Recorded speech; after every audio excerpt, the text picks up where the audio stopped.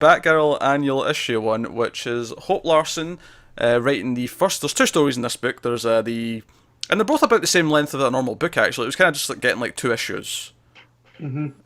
So the first one's Hope Larson, and I actually didn't match which artist was with which writer. The second story is written by Vita Elia?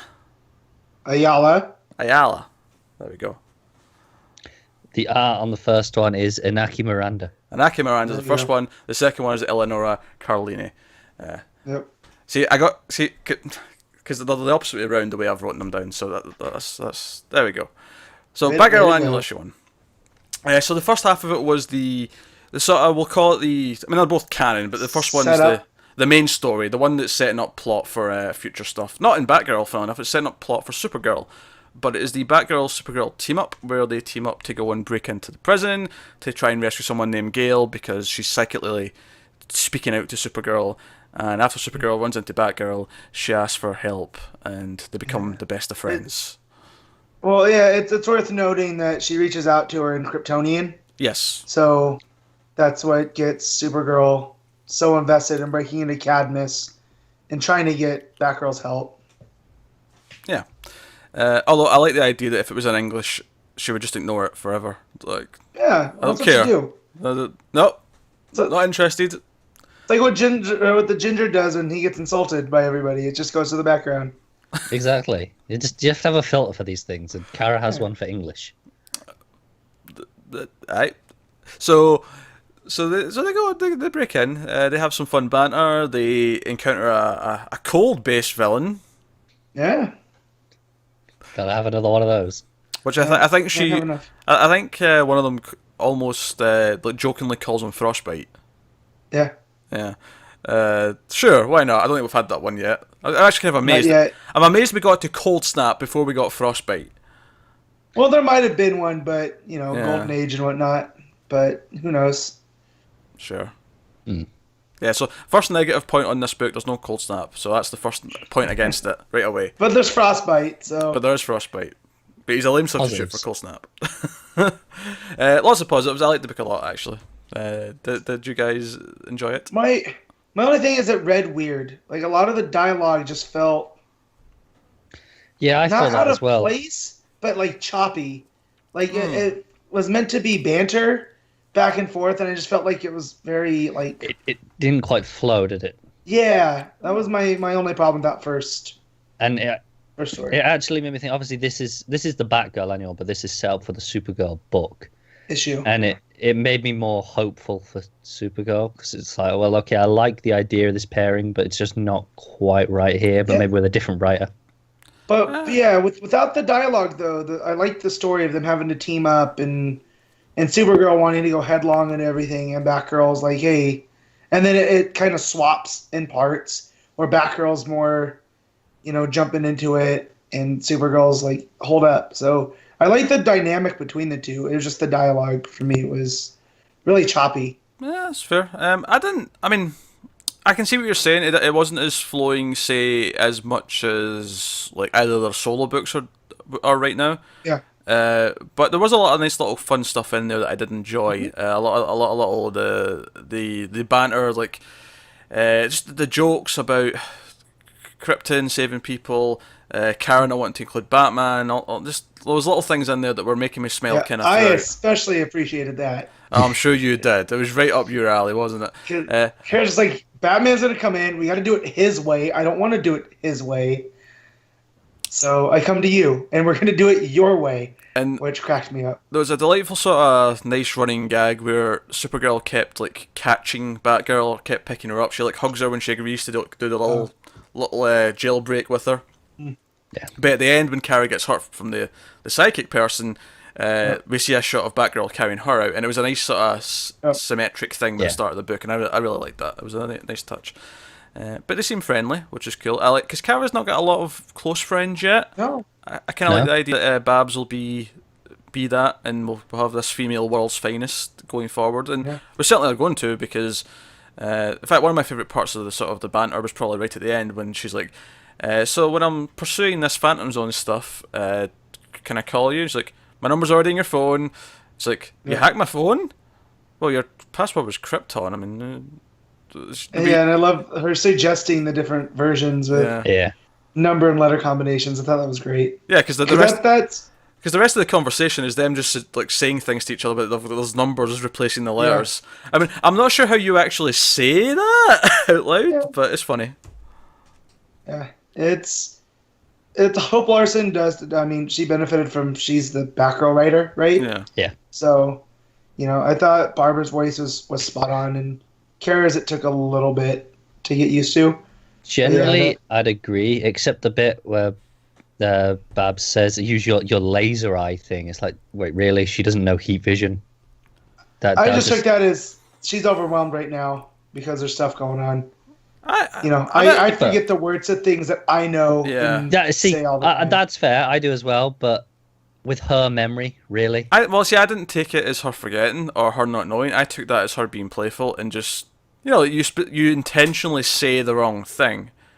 Like, you intentionally make it sound playful and goofy. Like, to me, that was an intentional thing from Babs. Nah, I didn't get that at all. Yeah. It didn't bother me as much. I'm just like, okay. Yeah, because I got that she was essentially saying that as a joke, and then Kara, being not used to Earth humour as much, didn't really get the joke and just corrected her.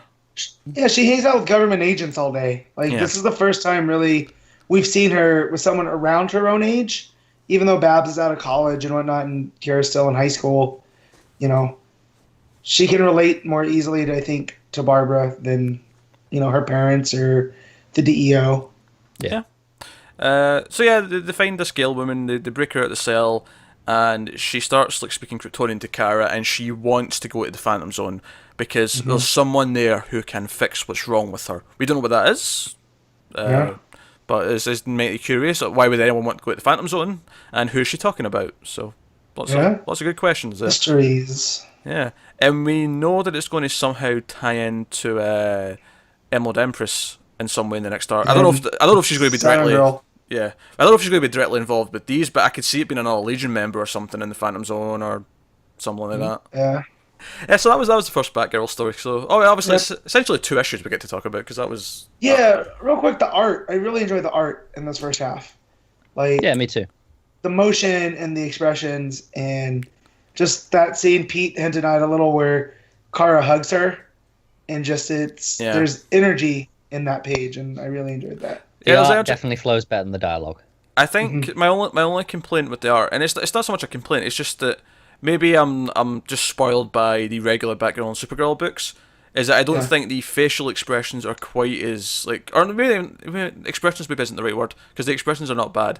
It's just the overall kind of look of the faces. It feels a bit stiffer to me than the regular artists, and that was kind of sticking out to me a little bit. But otherwise, it was enjoyable stuff. I think that kind of basically the second story, and then the Titans annual. I kind of have a similar opinion on the art and all of them, where I think they're all good.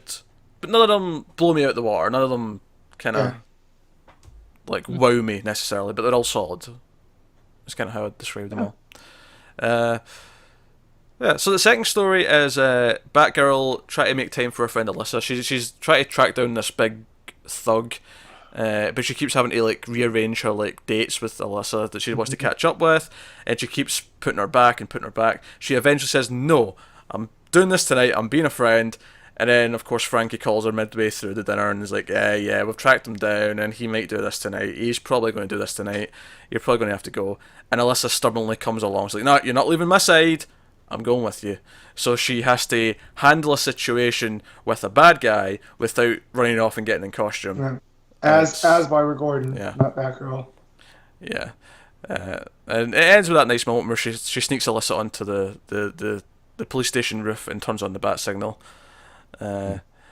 Which I like the ending, right? But it makes me immediately wonder, does Batman show up later? Is he going to show up and then he's just going to see Babs and be like, He just angrily shuts it off, like when you leave a light on and your dad's like, why is this on? It stuck out to me because she mentioned something like, oh yeah, my dad will be pissed at me, but hey, I'll get away with it. I'm like, yeah, but he's not the one who's going to show up in 5 minutes and be like, what's wrong, Jim? What's the Joker done now? And I wasn't a big fan of the story. Not a big fan? No, it felt like New 52 Batgirl. And the villain was just the way that he spoke. And, Oh yeah, the villain's completely forgettable. I didn't give a shit about the villain. Yeah, I mean there was some nice stuff in there, like with her trying to balance, but it was like a sitcom episode where the dude has 2 dates and they're at the same restaurant. So I think I don't have a problem with that though, because it is the second story in, and like to me it was like, yeah, let's have a fun comedy little story where she's doing this and it's focusing on something else. I just from where Batgirl's been since Rebirth, I didn't want to be reminded of her taking down people with QR codes in that era of Batgirl, and this felt more in line with that than Beyond Burnside. Well, like it says, this is before Batgirl. Yeah, it does. Right? It says that. Yeah, it says that at the start. It says it's set before. This is before she's rediscovered who she is, and we actually got a proper Batgirl series. And I didn't want to be reminded. Yeah, I'm the same. I kind of like didn't really enjoy it that much because of that. It's like, well, this isn't the Batgirl that we've been reading for the last coming up on a year. Yeah, it didn't do anything to bother me though. Like, I mean, I agree the villain is like forgettable, nothing. Like, he's just a tool for the plot. He's just the menace that's there. So I kind of felt that way about most of the story though. It's just forgettable. It's fine, but it doesn't do anything to excite me. Yeah, but I feels like a weird complaint to me for a second story in an annual or whatever. But I'm not judging it on it being a second story, Daniel. It's the same length as the first story. It's equal. Yeah, if this was a single issue, this is a story. No, but a breather issue. But what I mean is I often feel this. Like I feel like most stories in like later on in an annual feel like this. Like most of them feel like standalone things. Yeah, and I think you should judge them the same, and they should be judged in the same way. It's like they should be better. Like there's no just because they're an annual that shouldn't excuse them. No, I'm not saying it should excuse them though. But I feel like you're saying it feels forgettable because it's not part of the main story. It's this little side thing. I don't think that's necessarily a problem though. But I think it can be enjoyable, and I remember it because it's fun, and I enjoyed reading it. This is just it was fine. It was forgettable in the sense that. It's not that it doesn't matter, it's just that it wasn't particularly enjoyable to read. It didn't do anything that made me interested in it. Well, I disagree with that, because I did enjoy reading it. I thought it was fun. I liked her back and forth, I liked the banter, I liked the Lois and Clark style, trying to duck away, but then her stubbornly saying, no, I'm coming with you. I thought it was a fun little friendship story. Fair enough. Alright, okay. I got nothing to add. Like, it was fine, but it wasn't, it felt like a chore to read. So. Oh, I disagree with that. Yeah. Chore to read. I don't care. So, but it was fine. Like you said, it's an annual. Like, what are you gonna do? I'm glad it's not a breather issue in between. Yeah, definitely. Like good arcs,